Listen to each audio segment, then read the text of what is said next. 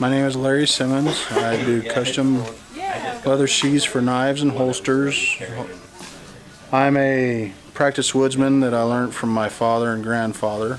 My dad made my knives and he taught me how to maintain them. I've been sharpening knives since I was, well, 12. Mostly the Scandinavian Moras and Hellies, and they're my favorite style knife. My dad was a military man, you know, and my grandfather was a mountain man in the Blue Mountains of Oregon. He built houses and pretty much just walked the woods. Alright, we're going to talk a little bit about bushcraft, aka and survival. A lot of people get them mixed up. Survival is doing what you need to do to get out of a scenario that is bad, to get to civilization or a safe haven, correct? Okay, I've said this a couple times. Remember, 1 is none, 2 is 1. Our most important tool is our brain. Our second most important tool is what it is. What is it? A knife. A knife. A knife is a tool that can make tools. Bushcraft is the utilization of nature and what's around me to make and do the things I need to do to enjoy nature. It's nature skills. It's living primitively. Okay? Survival has a lot of bushcraft aspects to it. You make traps, you make shelters, you know, whatever you need to do to survive. Remember this, when you're out in the woods, it's the law of threes. I can go 3 minutes without oxygen. I can go how long without food? 3 weeks. I can only go 3 hours in extreme exposure. Remember, it's the law of threes. How long can we go without water? 3 days. 3 days. Now, what we're going to talk here also is mentality. I'm a big guy. We've talked about this earlier. Josh here. Come up here, Josh. Josh here is a little guy. If we're in a food scenario, he has very little fat on him. I have a lot. If we're surviving and we need food, he's going to need to eat calories before I am. Once it goes through his fat stores, it's going to start attacking what? Muscles and organs. Okay. Now, Josh here is not going to need the amount of water I do. I stressed this earlier. How important is hydration? People die from it, dehydration every day. It's one of the biggest killers in the woods. We have to think brains number 1, knives number 2, container number 3. So I have a container. Josh, what's your container? My container is basic and very small. Let's break this open. Let me start off. This is the pack that I choose to carry. I like this one a lot. It's just simple, 2 pouches, and the frame, it's kind of heavy, but I could take this pack off just for the frame purposes only, so I can pack large amounts of wood or water. So that's why I choose this pack personally. This is my MSRC Gold. This is my main pot that I carry if I'm just doing smaller trips. I want to keep a bunch of other odds and ends in there, but that's my main container that I carry. Now, to make things easier, because we do build fires and we do cook stuff, I have spices.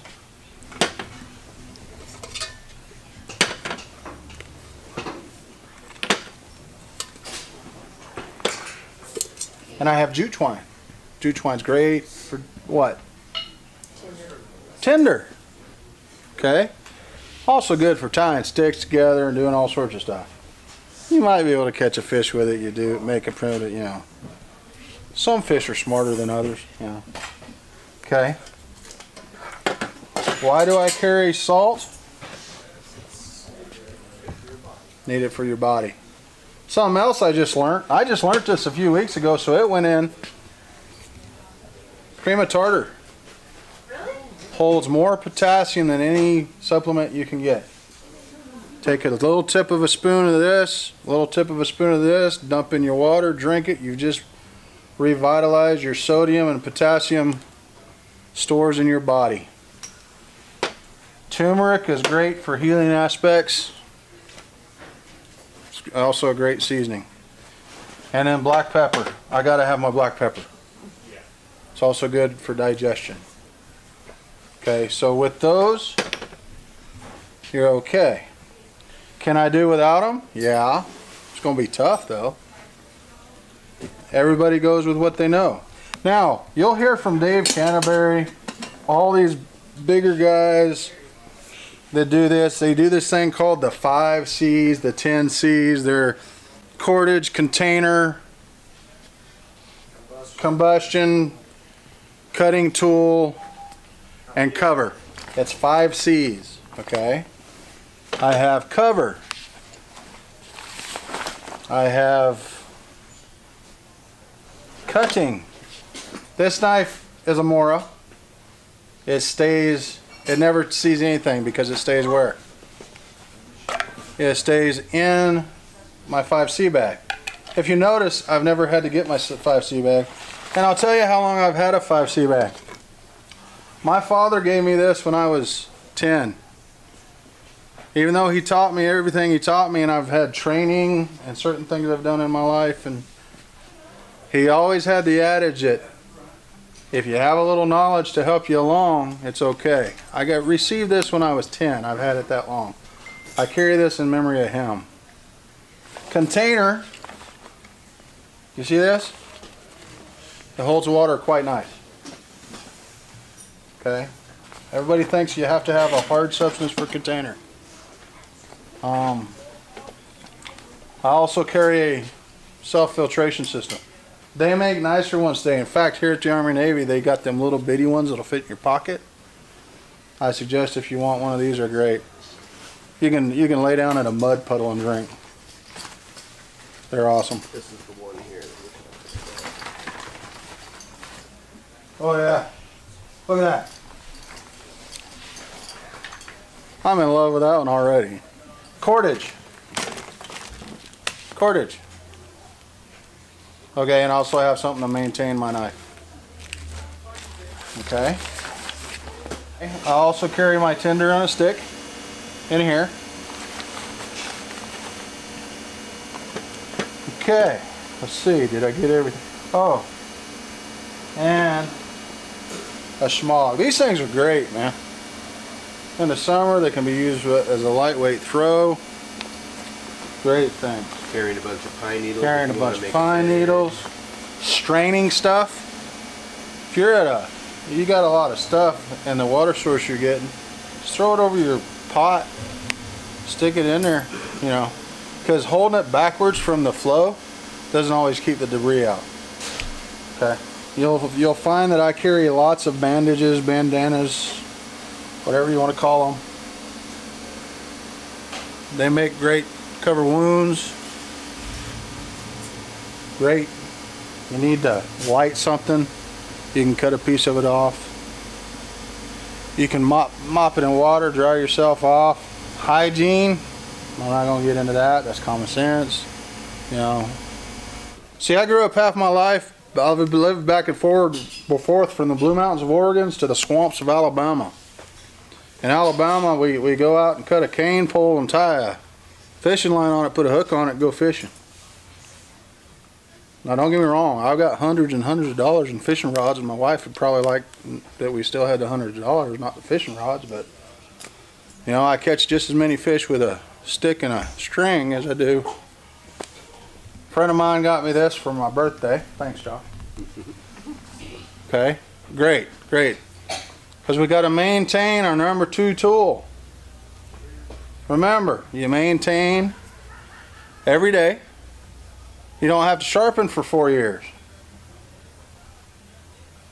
4 years. Just sharpened it the other day. Because you maintain it. Okay. I like carrying my axe. Sometimes I forget. Josh carries a Weatherlings. I carry a Grand Forest Burks. Now, remember, I was just telling a young lady here today for $100 I can get her started with a nice little pack for the stuff she needs to actually, with the knowledge, survive and do what she needs to do to bushcraft in the woods. That's true. But as you grow, things get more expensive. Can I do the same thing with the $24 axe over there? Yeah. Sometimes we just want the Cadillac, don't we? Yeah. Now my wife tells me I'm not supposed to keep my axes as sharp as my knives, but you know, I like to do a lot of stuff with my axe, so it's pretty sharp and it goes through wood really easy. Okay. Maintenance. Remember, when you're out there and you're doing a lot of stuff, hiking, I've helped more hikers that were extremely tired and wore out and was not able to get the water they need or the food they need because they were so tired. They were dehydrated. In my world, there are no experts. My daddy and granddaddy used to say, jack of all trades, master of none. You become better and better, and when you stop learning, it's time to hang up your hat. Also, maintain your knife. Little sharpening stone. Cordage. More cordage. I never hardly use paracord, but I keep it because it's very valuable to have. Fire sources. I have the flint and steel. I have the ferro rod. Josh keeps a draw knife. Yep. Those things are great. I'm good with a lot of knives because I do it a lot. There are guys that are better than me. Man, you give Morris Kaczynski a butter knife, he'll turn out a mansion. Okay? But it's just different adages. Josh here, he's got stuff a lot similar to me. I don't have my bedroll. Most of the time in the summer, my bedroll is 2 Woobies. Yeah, this y'all know what a Woobie is. Multi-day kit here, so this is a little bit more extensive than what you would typically need. Yeah. So I got, my main knife, my draw knife, my little guy for fine work, my axe. I always carry a tarp with me for shelter if it starts raining. Tent pole for the center pole, so that way I don't have to cut down another stick. Cordage. Rain poncho can also be used as a tarp. Water filtration. Always carry an extra layer with me. It's just a thermal, a jacket, my shema. I always take gloves with me. My knife sharpening stuff. Stones mainly is what I use. I do use a strop, but I just mainly use my leather belt out in the field. I always carry a little bit of pine sap with me. Good for making glue if you mix it with, ash, charcoal. You could also, it's burnable, and you can also use it as a topical agent for a cut because it has antiseptic properties in it. So I just always keep a little bit with me. My fishing line is in here. Another ferricium rod, a backup lighter. Just redundant stuff is in this pouch. My pack goes with me everywhere I go. If I switch cars, it goes in the car. My wife has a pack, I have a pack, my daughter has a pack. My other daughter's got a pack that we're working on. Okay, this is something my father bestilled in me. You'll see they look very nice and everything's very clean. Well, that's like, we didn't get into my pack. I use this pack, it's smaller. And I'm thinking about, I could go smaller.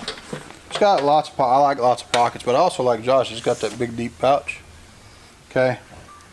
This carries everything I need. I'm minus my bedroll. My bedroll is usually, in summer, 2 Woobies or a Woobie.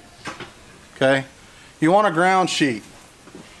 And I tell you what, them space age blankets make great ground sheets. And the one thing we need to learn also when you're learning this stuff is core temperature control. You don't want to deplete the heat from your body. People will go and they'll sit on this nice rock. It'll be 45 degrees outside and they sit straight on the rock. What's going to happen? It's going to suck all the warmth out. You're going to get cold. Okay. I'm going to throw something on there, then I'm going to sit on it. Right?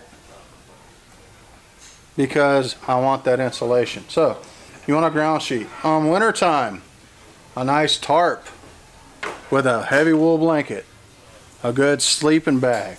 Gloves. Gloves are very important. You see this pot here? I use this a lot, okay? I can drink, but you know, when you go to reach in the fire, because sometimes I don't build. See that thing there? I build those. I build pot hangers and stuff when I'm at my little camp, and I hang the pot. Sometimes I just set it straight in the fire. Well, I'm not reaching in there with my hand and grab that damn thing. What I'm going to do is I'm going to put my gloves on. I'm going to grab it real quick and pull it out.